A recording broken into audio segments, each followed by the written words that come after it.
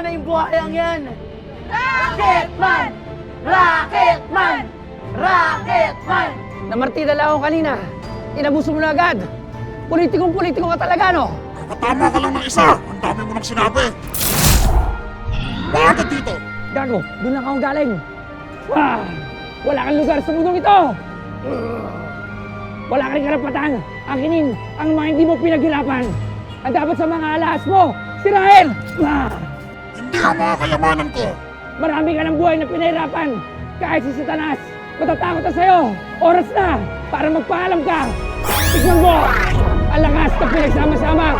Lumalaban ng mga parehas.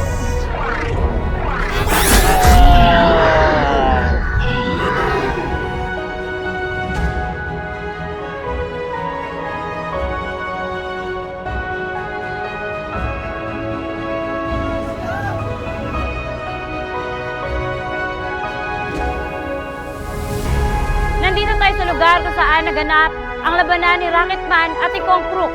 Base na nasaksihan, si Kong Kruk at Kong TV ay iisa. Siya din ang nadadawit sa mga manubalyang proyekto. Ating kakausapin si Rocketman. Ukol dito. Rocketman, ano nangyari dito? Nagkaroon ng nakawan dito sa museum. At siyempre, tumulong ako agad. At alam mo ba biglang dumating si Kong Kruk?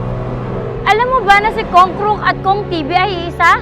Wala akong alam dyan. Basta ang alam ko, parehas silang buhaya. Kumusta ka naman, Rocketman?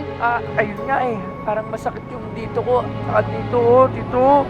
Ay, kawawa naman ang Rocketman ko. Oo, masakit dito.